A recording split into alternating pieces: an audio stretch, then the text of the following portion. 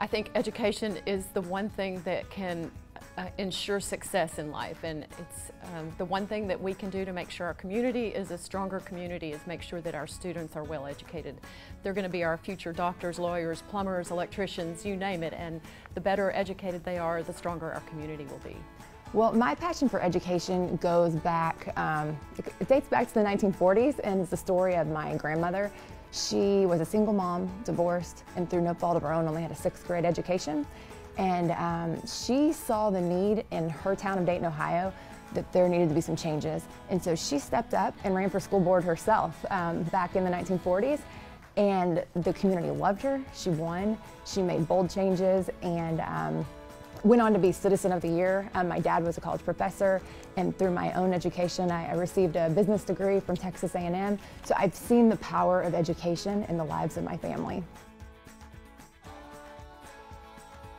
I think facilities is our biggest challenge, and we have a large number of very old facilities that require a significant portion of our budget in terms of maintenance. And if we could find a way to reduce the number of facilities that we have, build some newer facilities, that would free up some money in our budget for us to pay our teachers more and to add more programs and resources to the classroom.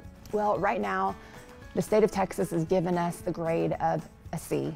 And that's not who we are as a community, and we need to fix it. We need to do everything that we can do in our power to get that up to an A to reflect who we are as a community.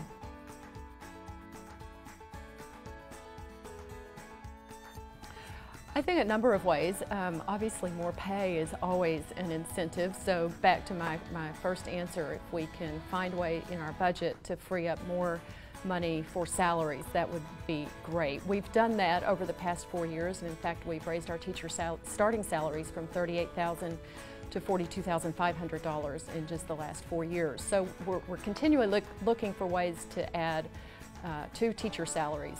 I think also providing support through professional development and support on each campus and in the classroom so that our teachers know that we value them greatly and value the work they're doing.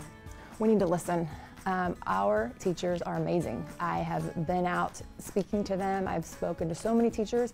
They care, they're concerned, but right now they are burdened with so many programs and so many mandates that they aren't able to do what they are great at right now, and they want to be heard. And so we need to create some sort of mechanism for them to have their opinions and feelings heard and to address those, because they know what's happening in the schools. And so if they, I've had teachers that have even said, I would forego a pay raise if I could feel better supported, and they shouldn't have to do that. They should have both. So we support our teachers. They're gonna wanna be here. The superintendent has to be a jack of all trades. So for me as a board member, I need a superintendent who is passionate about education and understands the needs our students face in terms of the education they need to be successful. We also need a superintendent who understands the vision of the district and helps us stay on target to reach the goals that we've set, and a superintendent who understands the financial resources we have and is able to help us allocate those resources in the most effective way possible. I think it's also really important that we have a superintendent who builds relationships in the community, because education is not just the job of the public schools, it's the job of everybody in the community. So the more people we can get to help us with that effort, the stronger our schools will be. He or she is a good listener. They have an open door policy, but not only is that door open, when you enter that door, they're actually there to listen. I feel like he or she is someone that creates solutions to problems as opposed to excuses. And I feel like their decisions should be based on what is best for all children in our district. I'm not a storyteller, and I'm not going to throw anybody under the bus. So I'm not going to share one specific high school memory, but I was a band nerd, and all of my best times in high school came whether it was on the marching field or on the concert stage or on trips with my fellow band students. We had a lot of fun as part of the Big Red Band from Coyote Land. I actually enjoyed high school. There are many, but we'll just go with this one. So I played sports in high school, basketball and volleyball, And when I was a freshman on the basketball team, the seniors made us all sit in the back of the bus.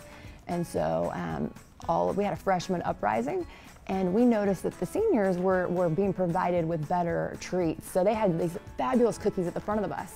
So we kind of played like a Robin Hood of sorts, and I decided that I would army crawl under the seats to the front of the bus and take all of the seniors' cookies and bring them back to share with the freshmen. Well, the freshmen were victorious that day.